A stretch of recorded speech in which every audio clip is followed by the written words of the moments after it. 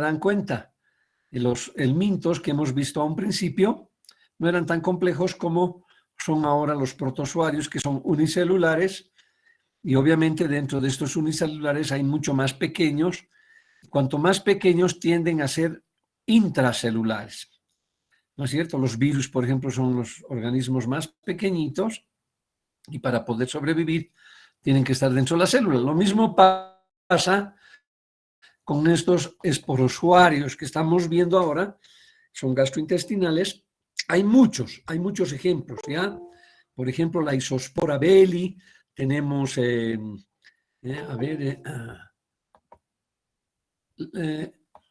está también el tema Cryptosporidium parvum, Cryptosporidium hominis, ¿no? Hay varios, pero vamos a tocar uno que es el más importante, que es Cryptosporidium parvum, ¿de acuerdo?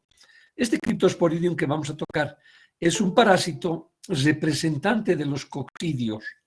¿Por qué se llaman coccidios?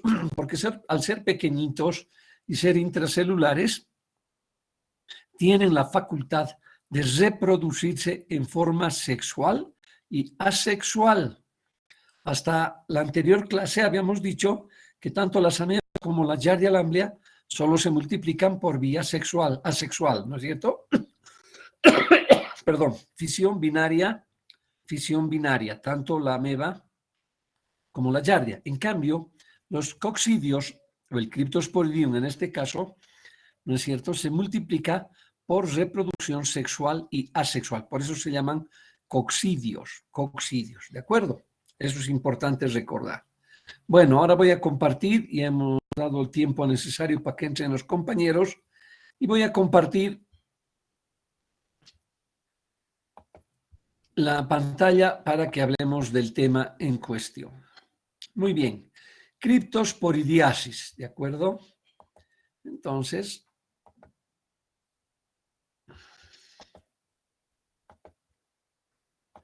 una ventanita y compartimos. Muy bien. Cryptosporidium sp. En este caso vamos a hablar del Cryptosporidium parvum. Vamos a empezar. Empiecen a tomar apuntes. Miren, hay el Cryptosporidium parvum, el Cryptosporidium hominis, el Cyclospora cayetinensis y otros tantos, ¿no? Isospora belli. Pero vamos, de todos ellos son muy similares. Vamos a hablar de Cryptosporidium parvum. Entonces, este parásito es uno de los protozoarios que se encuentra muy frecuentemente en aguas contaminadas. Más que en la tierra están aguas contaminadas, pero obviamente también va a ir a contaminar las tierras y los vegetales. Alimentos que crecen a flor de tierra. Se los conoce cada vez más como el causante de brotes de diarrea, ¿de acuerdo? De diarrea. Y sobre todo cuando el agua ha sido contaminada. Pertenecen al filum apicomplexa, es decir, que tienen movimiento por ondulación y deslizamiento. El movimiento es apenas lento, ¿no es cierto? Aquí estamos viendo uno de esos parásitos. Ahorita vamos a describir la morfología. Habíamos dicho que son coccidios porque su reproducción es asexual y sexual. La asexual tiene el nombre de merogonia o esquizogonia. Merogonia o esquizogonia. Y la sexual tiene el nombre, recibe el nombre de gamogonia. Gamogonia. Muy bien. Este parásito se reconoce la forma quística, vean ustedes, redondita, ¿ya? En cuyo interior se encuentra la formación del embrión. Este quistecito se conoce con el nombre de ooquiste. Ooquiste, esa es la forma en que va a salir con las heces fecales. Entonces, Cryptosporidium, la forma infectante es el ooquiste. Y es una forma esférica, ligeramente oval, que mide 4 a 6 micras de diámetro, menos que un glóbulo rojo. Es bastante chiquitito. Se ha reconocido doble membrana y en su interior, se logra observar 4 esporozoitos, que son las formas, ¿no es cierto?, que van a dar origen a las formas vegetativas, los esporozoitos.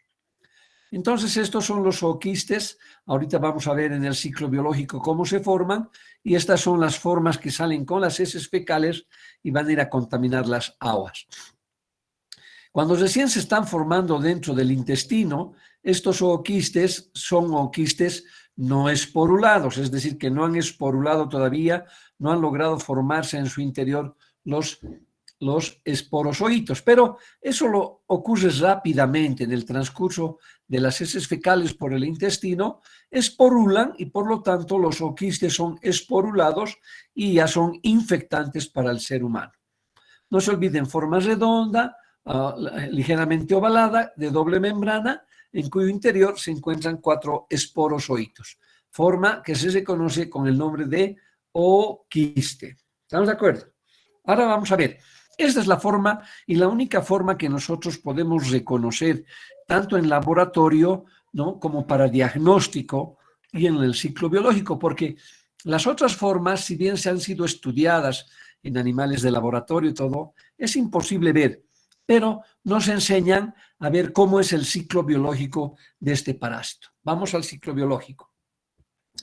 El ciclo biológico es monoxénico, es decir, que no requiere más de un solo hospedador. Sus hospedadores son todos los animales vertebrados, ¿de acuerdo? Pueden ser las vacas, los caballos, los burros, las ovejas, el cerdo, el humano, ¿no? Todos los mamíferos. Ciclo monoxénico. Entonces son varios los hospedadores definitivos que cuenta este parásito, son los hospedadores habituales. La forma infectante, habíamos dicho, es el ooquiste, el ooquiste. El hospedador habitual está, ¿no es cierto?, conformado por el hombre, pero el ganado caballar, los caballos, todos esos animalitos tienen en su intestino a Cryptosporidium, por eso es una enfermedad fácilmente difundible. Su hábitat, ¿dónde vive el parásito? El parásito habita las microvellosidades intestinales del intestino delgado, generalmente yeyuno ilion, pero puede encontrarse a lo largo de todo el intestino delgado. Es de distribución cosmopolita, es decir, se encuentran en todas las latitudes del mundo, y los reservorios o hospedadores habituales son los animales y el hombre. Actúan como reservorios porque siempre el parásito está en su organismo. ¿Cómo se transmite esta enfermedad? Principalmente mecanismo ano-mano-boca. Es decir, una persona que está infectado con criptosporidiasis entra al baño, defeca, no se asea las manos, en las manos está llevando ooquistes y por lo tanto esa mano contaminada vuelve a la boca y se autocontamina, ¿no? Autoinfección externa. El otro mecanismo es una diseminación por zoonosis, es decir, que los caballos, las vacas, las ovejas, todos los animales que tienen este parásito eliminan en sus heces fecales ooquistes y estas van a ir a contaminar la tierra y principalmente el agua, ¿no es cierto? Por lo tanto, otro mecanismo de infección sería la ingesta de alimentos crudos e ingesta de agua, perdón, agua contaminada. Quiero manifestar que este parásito es un parásito muy resistente al agua potable. Ustedes saben que el agua potable ya es un agua tratada con cloro, ¿no es cierto? Entonces esa agua ya es potable, podemos tomar agua de la pila. Sin embargo, este parásito es capaz de resistir al agua clorada. Por lo tanto, no nos asegura de que no podamos contagiarnos con criptosporidiasis tomando agua de la pila. Vamos al ciclo biológico. Entonces, miren acá, vamos a empezar con el ingreso de un ooquiste, ya sea por el mecanismo ano-mano-boca, ingresa ese ooquiste con 4 esporozoitos, entra al estómago, se activa para que se deshaga la membrana quística y en el intestino delgado se liberan, gracias al jugo gástrico, al ácido clorhídrico, ¿no es cierto?, la liberación de los esporozoitos. Esos 4 esporozoitos que se encuentran dentro del ooquiste. Entonces salen 4 esporozoitos. Estos esporozoitos, cada uno de estos tienen forma movimiento muy lento, lo que hacen es acercarse al enterocito o al intestino delgado y entran los esporozoitos al epitelio intestinal, al enterocito, y ahí forman una cápsula parasitófora, una vesícula parasitófora. Cada esporozoito va a entrar a la célula entérica y va a formar una cápsula parasitaria, y dentro de esa cápsula parasitaria, ¿no es cierto?, el esporozoito empieza a multiplicarse en forma asexual, o sea, por fisión binaria, ¿no es cierto?, en forma asexual, y va a ir a formar entre 6 a 8 merozoitos. Esa multiplicación, primera multiplicación que se lleva a cabo en el intestino, recibe el nombre de meronte 1. O sea, cuando un esporozoito entra a un enterocito, se multiplica en meronte 1. Si estos no se diferencian, se quedan como merontes 1, revienta la cápsula parasitófora dentro del enterocito, lesiona el enterocito, obviamente con gran cantidad de parásitos, liberando nuevos esporozoitos, y estos esporozoitos vuelven a entrar al otro epitelio intestinal, a otro enterocito. Y así se multiplica rápidamente por reproducción asexual. Y cada vez que entra un esporozoito a un enterocito, es para que ese enterocito al final muera, se destruya y obviamente deje liberar todo su contenido, que es principalmente agua. Esa irritación intestinal hace que el paciente, por esa lesión, por esa invasión del parásito en el enterocito, presente diarrea, pero diarrea severa. Ahorita vamos a ver en la patogenia. Ese meronte 1 no puedes repetir ese ciclo varias veces. Entonces se entra a un enterocito, se multiplica en forma sexual y forma merontes 1, merontes 1. Hasta que llega un momento en que estos merontes 1 ya tienen cierta diferenciación y se convierten en merontes 2. Presentan una cápsula parasitófora y se convierten en merontes 2, es decir, se multiplican en menos merozoitos, ¿ya? Se liberan más o menos 4 merozoitos. En el otro era hasta 8 merozoitos, en este 4 a 6 nada más. Y estos merontes 2 ya no entran a otras células para seguirse multiplicando, sino liberan merozoitos, o sea, esporozoitos, que se van a convertir en células sexuadas. Es decir, el meronte 2, una vez que se multiplica y produce solamente pocas células, se convierten en células sexuadas, es decir, en macrogametocitos y microgametocitos. Los macrogametocitos, como todo parásito, son más grandes, son las hembras, y los microgametocitos son las células masculinas. Y a nivel del lumen intestinal, cuando ya se han diferenciado estas células del meronte 2, estas células se van a conjuncionar, va a haber una reproducción sexual. El microgametocito, que es chiquitito, va a entrar al macrogametocito, que es la hembrita, y por lo tanto está habiendo una reproducción de tipo sexual. Esa unión de gametos, ¿no es cierto?, del macro y del microgametocito, va a dar origen a un cigoto o huevo.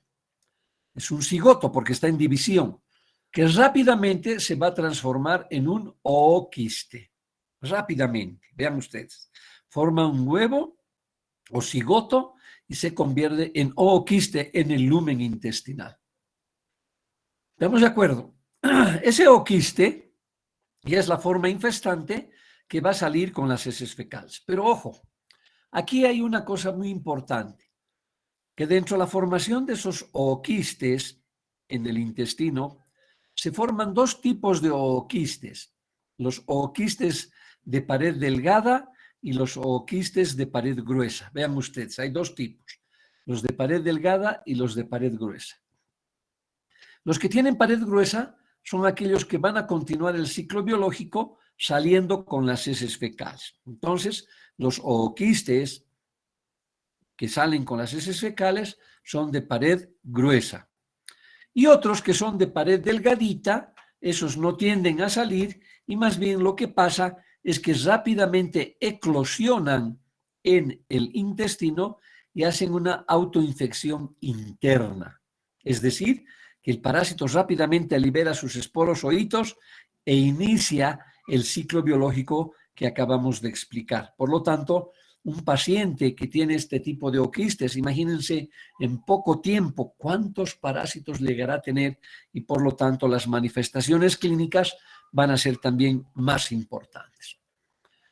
Obviamente que este oquiste de pared delgada generalmente se produce en pacientes que tienen inmunodeficiencia de cualquier tipo, puede ser VIH, cáncer, que usen corticoides, etcétera, diabetes, ¿no es cierto?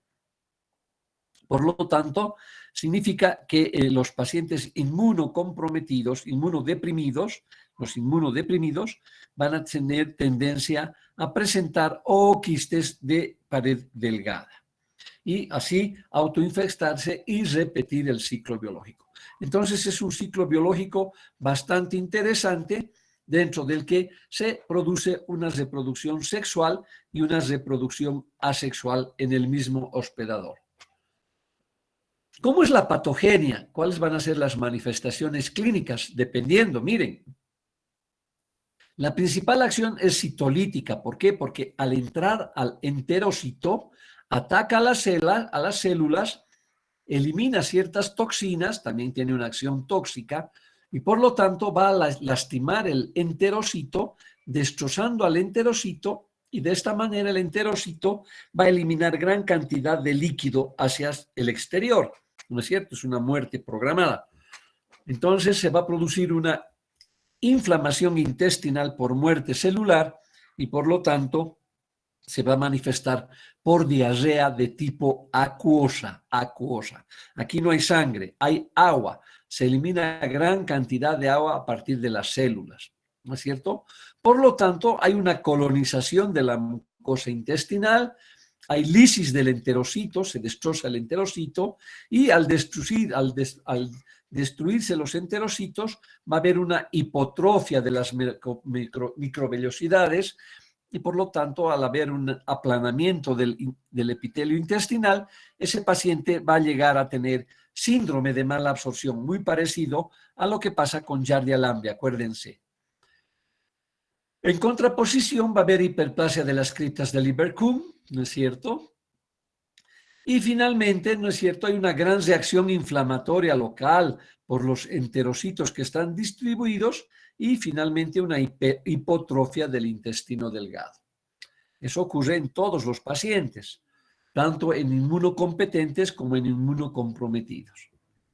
¿Cuáles son las causas de inmunodeficiencias que les he dicho? Deficiencias de inmunoglobulinas, drogas inmunosupresoras, pacientes que usan drogas para el cáncer, drogas citotóxicas, VIH, ¿no es cierto? Y el parásito puede encontrarse en todo el intestino delgado e inclusive en el intestino grueso. Ahora, ¿qué pasa cuando está en el intestino? Las manifestaciones clínicas por esa ruptura, por esa destrucción de los enterocitos, va a producir una diarrea secretora. ¿Qué quiere decir diarrea secretora? Que el paciente va a eliminar gran cantidad de líquido y va a entrar a hacer sus deposiciones por más de 6 a 8 veces al día. Por eso es secretoria. ¿Por qué? Porque está constantemente lastimando los enterocitos y perdiendo líquido.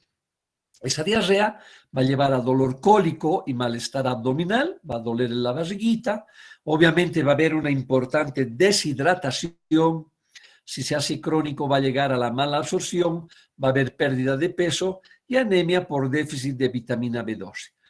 Generalmente en una persona sana, en una persona que no tiene inmunodeficiencia, no está usando corticoides, nada de ello, se va a presentar la diarrea secretoria, el dolor cólico por malestar abdominal y la deshidratación.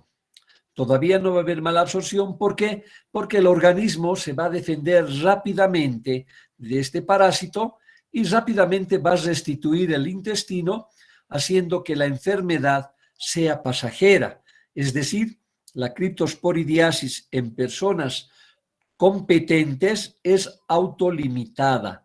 se autolimita, es decir, el paciente va a tener diarrea, secretoria, con deshidratación, lo que ustedes quieran, pero va a durar 4 a 5 días nada más. En cambio, si es una persona que tiene síndrome de deficiencia humana o puede tener el sistema comprometido, va a ir a la mala absorción, a la pérdida de peso y obviamente a la pérdida del intestino, formando la hipotrofia intestinal. No se olviden, entonces, en personas que son competentes, la enfermedad que produce este parásito, ¿no es cierto?, es limitada, es autolimitada, no necesita tratamiento. A lo mucho tendremos que dar analgésicos y darle sales de rehidratación, vean ustedes. Pero si ese paciente tiene bajas defensas, va a ir a síndrome de malabsorción, pérdida de peso, inclusive puede morir por deshidratación severa. No sé si está claro eso, es importante que ustedes lo aprendan. Miren ustedes en pacientes inmunocomprometidos, en esos pacientes que tienen cáncer, que tienen SIDA, etcétera, la diarrea se hace crónica, fétida y profusa constantemente. Hay una severa deshidratación, dolor importante en el abdomen y que puede llegar a colecistitis alitiásica, es decir, que puede llegar a inflamar la vesícula biliar sin que hayan cálculos ahí y que asemeja a un paciente que tiene cálculos biliares. Entonces, eso ocurre en pacientes inmunocomprometidos. ¿Cómo se hace el diagnóstico? Fácil, ¿no? Entonces, hemos hablado cómo el parásito entra, cómo se multiplica, cómo sale y cómo contamina al resto de la población. Y hemos dicho además cómo produce la patogenia, cómo produce esa diarrea secretoria. Entonces el diagnóstico, para hacer el diagnóstico, se basa principalmente en la microscopía, ¿verdad? Entonces lo que se hace es tomar en cuenta la enfermedad, saber que existe la enfermedad, y lo que se hace es hacer un examen coproparasitoscópico, pero con un examen coproparasitoscópico simple no se logra ver al parásito.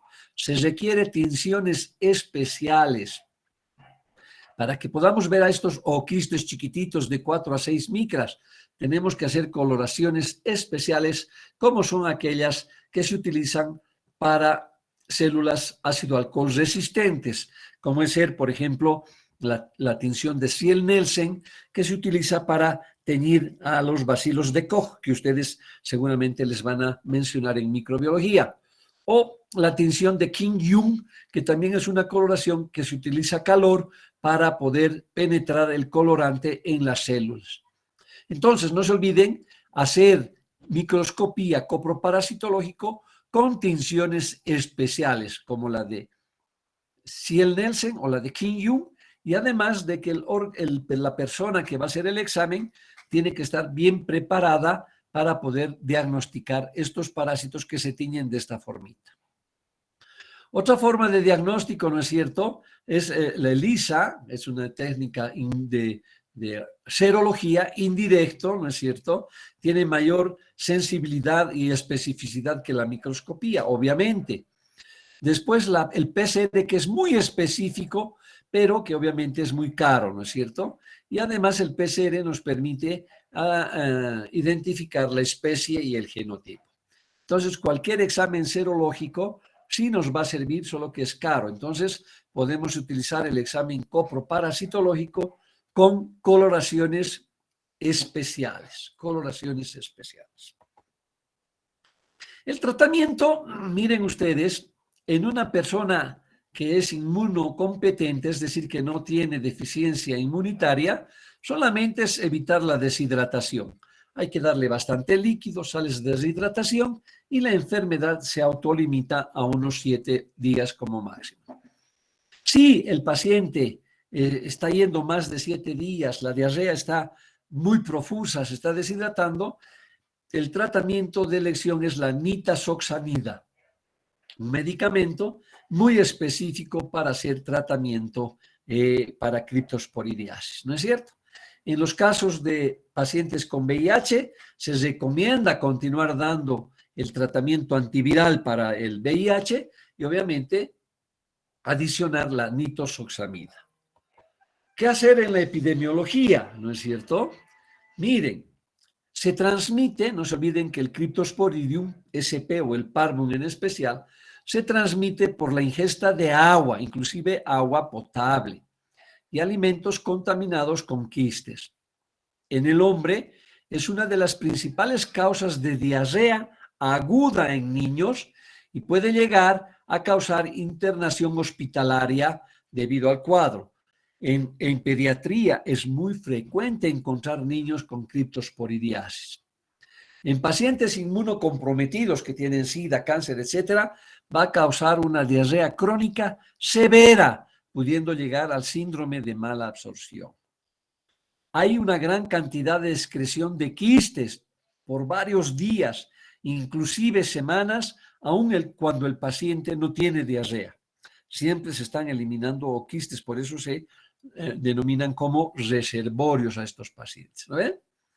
Es un problema que se presenta en los jardines infantiles, en los centros de atención de pacientes, hospitales, aquellas personas que sufren desnutrición, personas que trabajan con niños, cambian pañales, ahí la infección va a predominar. O sea que mucho cuidado con este parásito que siempre está presente. La prevención, ¿no es cierto?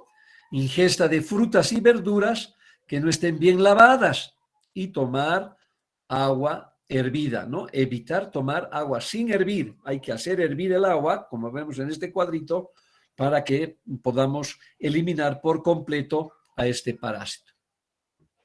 En paciente con VIH-Sida hay que evitar que la infección se propague y obviamente se debe dar tratamiento antiviral supervisado y controlar de que sus desechos sean adecuadamente eliminados. Entonces, lavar bien, hervir el agua, si tiene paciente SIDA, dar tratamiento antiviral y el tratamiento específico para la parasitosis. Como verán, es un ciclo bastante fácil, es un ciclo bastante bonito, fácil de entender, una parasitosis que se encuentra con mucha frecuencia. Y bueno, ahora voy a hacer oídos para sus preguntas o dudas. Está claro, ¿no? Bastante bonito la criptosporidiasis, una parasitosis que produce diarrea secretoria y que lleva rápidamente a la deshidratación. Son casos que vemos a diario en las personas que tienen diarrea acuosa, así entran al bañito y hacen agüita.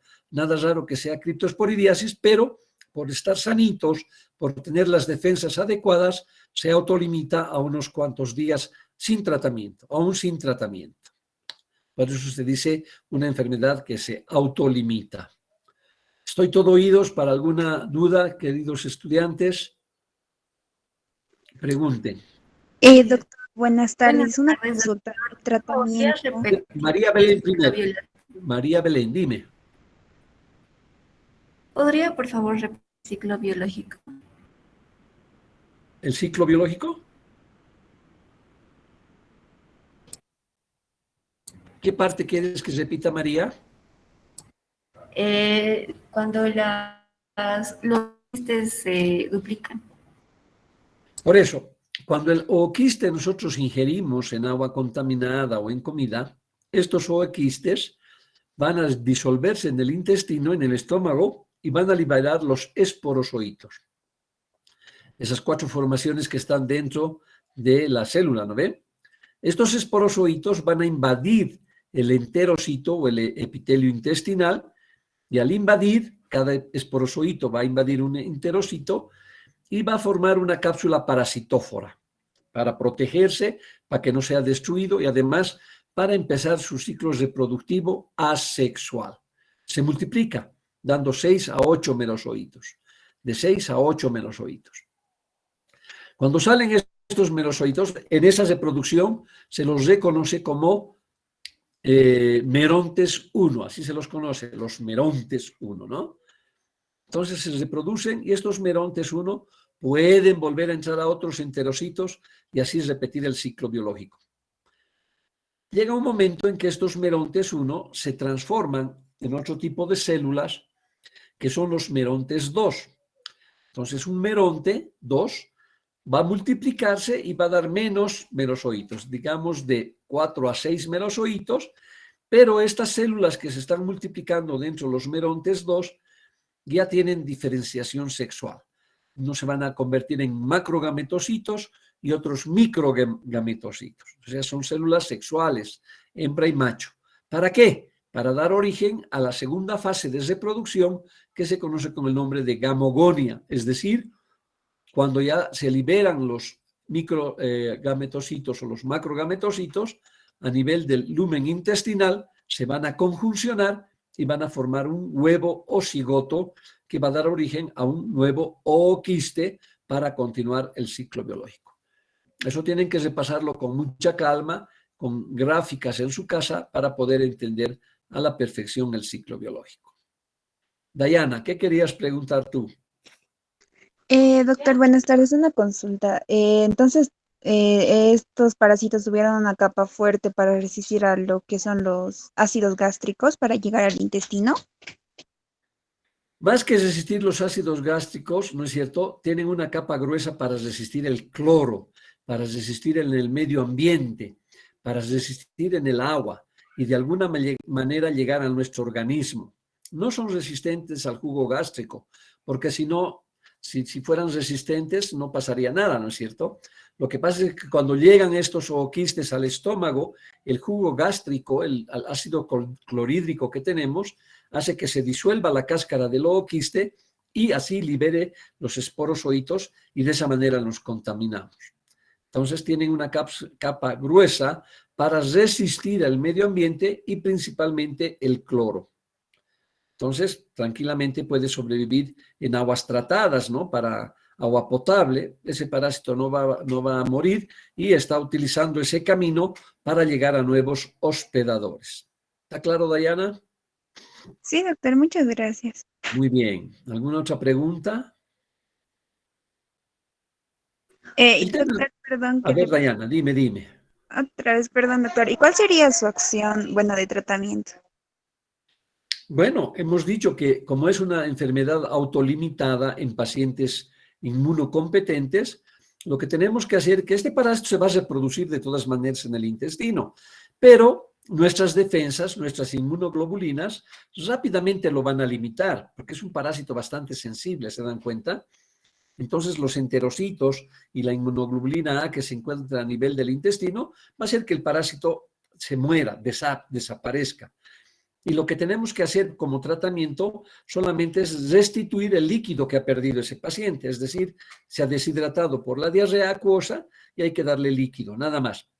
Y en 7 días, sin tratamiento medicamentoso, solamente dando agüita, ese paciente se va a resolver. Ahora, la cosa se complica si el paciente es inmunocomprometido, es decir, comprometido, es decir, una paciente que tiene cáncer, un paciente que está embarazada, un paciente que sufre de diabetes, qué sé yo, enfermedades inmunocomprometentes, ¿no es cierto?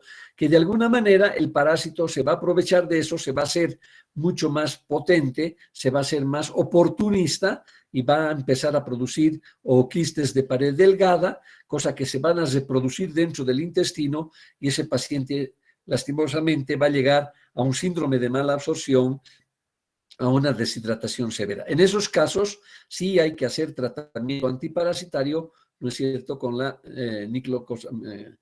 nitoxoxamida, que es el medicamento adecuado para este tipo de parásitos. No sé si estás respondido, Dayana. Muchas gracias, doctor. Muy bien. ¿Alguna otra pregunta? A ver, Doctor, Evelyn. okay. Bueno, primeramente, buenas tardes. Tendría 2 preguntas. ¿Este parásito tiene vectores mecánicos en su ciclo biológico? ¿Tiene qué? Y la primera, segunda ¿cuál era? sería, Perdona, repetime la pregunta. ¿tiene vectores No. de transmisión? No hemos hablado de vectores, no hemos hablado de insectos. Obviamente pueden actuar vectores mecánicos, ¿no? Es decir, que si hay en las heces fecales o quistes, la mosca, las hormigas, las cucarachas en sus patitas pueden llevar eso a nuestros alimentos, pero pueden ser vectores mecánicos, ¿no? Pero lo que más la forma de contaminación es que las heces fecales vayan y contaminen los alimentos y las aguas. Si tú haces una defecación en el medio, en campo abierta, viene una lluvia y esos zooquistes van a ser trasladados a lugares donde hay agua, riachuelitos, ¿no es cierto? Donde la gente va a ir a consumir esa agua contaminada por heces fecales. Esa es la forma más clara. Los vectores, tanto así las moscas, pueden intervenir, ¿no es cierto? Hay que cubrir siempre los alimentos, porque las moscas siempre van a transportar parásitos que se encuentran en las heces fecales. Y en este caso, Cryptosporidium también se elimina en las heces fecales. La primera pregunta, Evelyn. La segunda. Ok, gracias, doctor. La segunda es, em, ah, bueno, va a disculpar, doctor, tengo problemas con mi micrófono.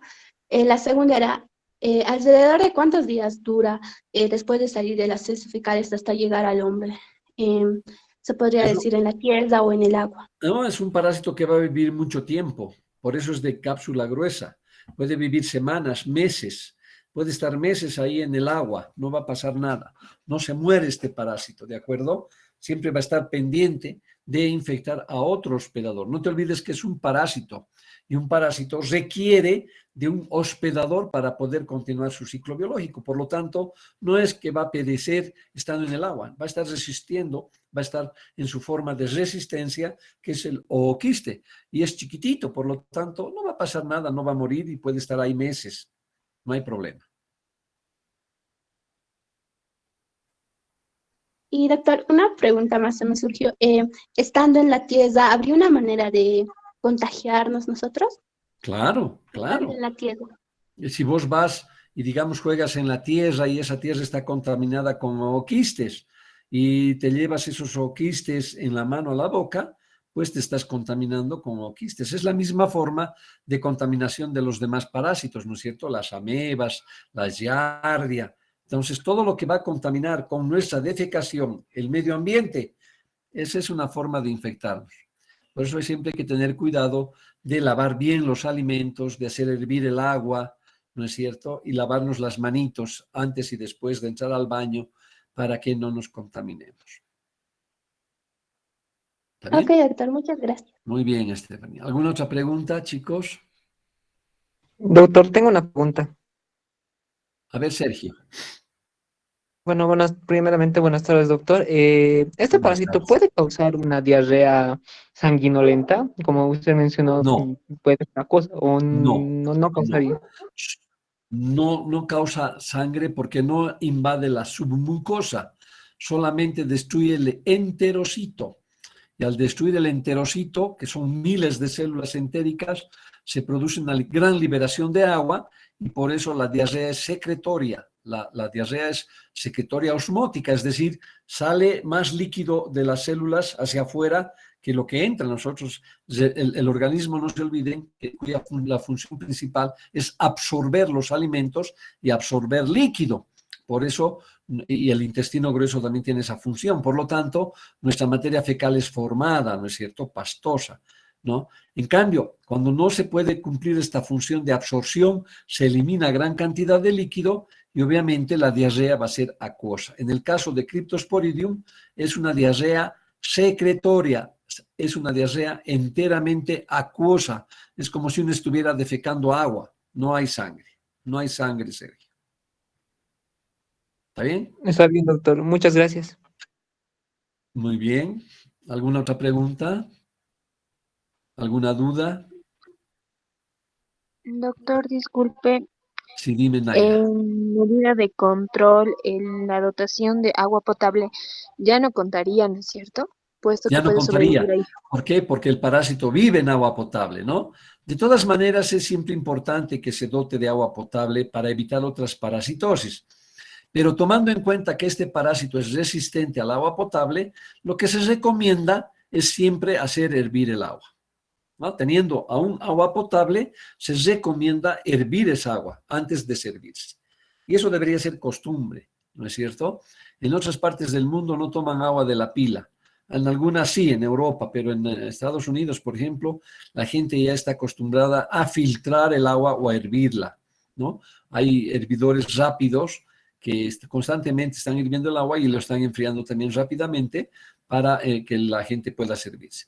el agua potable no es aconsejable, aún siendo potable, hay que tener mucho cuidado porque obviamente este parásito es resistente al cloro. Está bien, Naira, muy bien tu pregunta. Gracias, doctor. ¿Alguna otra pregunta, chicos? Creo que no hay muchas dudas, ¿no? A ver, Evelyn, dime. Estaba leyendo en el libro que una manifestación clínica, bueno, en algunos casos puede producir también esteatosea. ¿A qué se refiere? Esteatosea, cuando ya está en etapa crónica, Evelyn, cuando ya el intestino se ha hipotrofiado y por lo tanto ya hay síndrome de mala absorción, pasa lo mismo que ocurre cuando un paciente se infecta con Giardia lamblia. ¿Te acuerdas que la Giardia lamblia era uno de los primeros parásitos que producen síndrome de mala absorción? Y Cryptosporidium es capaz de producir síndrome de mala absorción en pacientes que tienen diarrea crónica, de aquellos que están constantemente con diarrea y se están deshidratando. Entonces, el síndrome de mala absorción va a llevar a la no absorción de grasas, por ejemplo. No va a poder absorber porque ese enterocito se ha lesionado y las materias fecales van a salir con grasa, amarillentas, y a eso se conoce con el nombre de esteatosea. Heces fecales con grasa, por la mala absorción que existe en esta parasitosis. ¿De acuerdo? Sí, doctor, muchas gracias. Muy bien. ¿Alguna otra pregunta? Doc, una pregunta. A ver, Betania. El tratamiento del criptopos, ay, no me acuerdo su nombre. ¿Puede ser largo o puede ser corto el tratamiento? El tratamiento tiene que ser generalmente en 3 días. Se dan 3 dosis a 10 miligramos kilo peso, primer día, segundo día, tercer día. ¿Por qué se da 3 días de tratamiento? Porque en el primer día estamos eliminando algunos que todavía se están reproduciendo como merontes. Al segundo, esos merontes ya están saliendo, los vamos a aprovechar de atacar. Y en el tercero, cuando ya se estén formando, qué sé yo, gametocitos, entonces el medicamento también va a actuar sobre ellos. Por eso el tratamiento dura más o menos de 3 a 6 días, si es que no repetimos la dosis, ¿no? Pero el tratamiento no es más largo de ello, requiere un tratamiento sumamente rápido. ¿Está bien? Sí, doctor, gracias. Muy bien, Betania. Entonces, chicos, van a leer sus libritos para mantener el ciclo biológico. Eso ya lo vamos a ver en el próximo ciclo. Las prácticas van a ser mucho más rápidas porque son pocos los parásitos y de repente en 2 prácticas nos pongamos al día, pero ténganlo presente. Vayan preparándose, vayan haciendo sus resúmenes porque vamos a avanzar el próximo martes. Vamos a avanzar 2 temas que son Tricomona vaginalis y Balantidium coli. Y con eso tendríamos ya materia para dar el segundo examen parcial. Entonces, tal vez el próximo martes ya fijemos la fecha, ya sea para el próximo martes o el jueves, para dar el segundo examen parcial. Así que vayan estudiando, muchachos. Si tienen dudas, no se olviden preguntarles a los auxiliares, lean sus libritos, hagan sus resúmenes, porque ya estamos a mitad de año y ya tenemos que dar el segundo examen parcial. Estamos siendo lento pero seguro, no estamos corriendo, estamos avanzando adecuadamente. Como la materia es anual, entonces por eso es que el tema, cada clase generalmente damos un temita para que ustedes puedan entenderlo de la mejor manera y obviamente en la práctica siempre se les retroalimenta, ¿no es cierto?, con los parásitos, además de que se les muestra para que ustedes tengan conocimiento y no se olviden que esta es una materia bastante bonita y entretenida. No sé por qué muchos no le dan importancia, pero ustedes van a ver que en su trabajo, en su vida diaria, van a lidiar con parásitos, ¿no? Ya sea en el hospital, en el campo, en área, cuando estén en provincia, siempre van a tener pacientes con parasitosis y van a ser ustedes los primeros en poder diagnosticar clínicamente y además saber qué parásitos están en el medio, si están en el oriente, parásitos como Xylella ascaris, bueno, ya hemos visto eso o lo veremos posteriormente en prácticas, Y obviamente si estamos cerca al lago, por ejemplo, la fasciola hepática, ya han llevado eso ustedes. Si estamos en el altiplano o en cualquier otra parte del mundo, podemos tener amebas, podemos tener giardia, podemos tener cryptosporidium. Son parásitos cosmopolitas que están en todos los ambientes. Mucho cuidado con eso, ¿ok?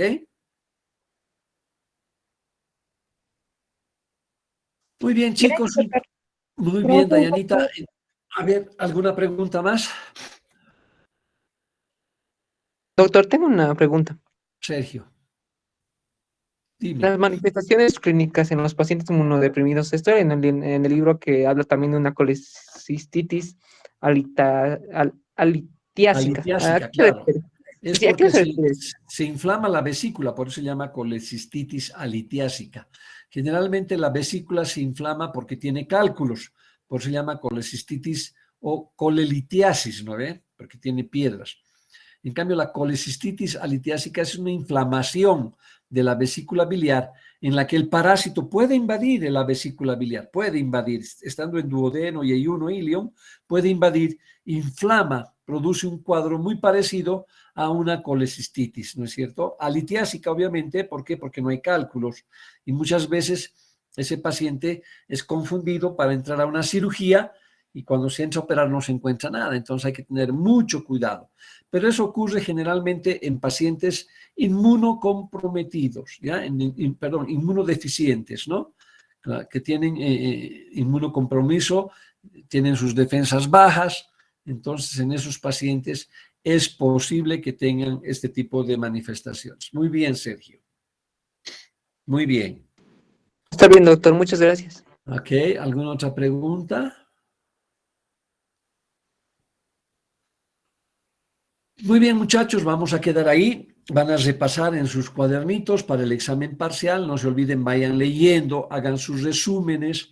Si hay alguna pregunta, háganlas en prácticas o en la próxima clase, háganmelo saber sobre cualquier tema, amebas, giardia, lo que ustedes quieran, que hayan leído y tengan dudas, pero ya vayan preparándose para el examen parcial. Vamos a pasar una clase más. Tricomona vaginal es un lindo tema. Balantidium colling, un parásito muy fácil de aprender. Casi no tenemos casos en Bolivia, pero ya estamos empezando a hacer diagnóstico y por lo tanto tienen el deber de conocerlo. Entonces, agradecerles por su participación, muchachos. Nos vemos siempre en sus prácticas el día viernes, no se olviden su práctica. Ya estamos a dos prácticas más para dar el examen práctico, ¿ya? Van a dar el examen práctico de reconocimiento de todos los parásitos que han visto. Vayan preparándose, vamos a ver las notas. Creo que han hecho ya algunos trabajos de recuperación y con el examen parcial que van a dar, yo ya les voy a dar unas notas parciales del primero, tanto teórico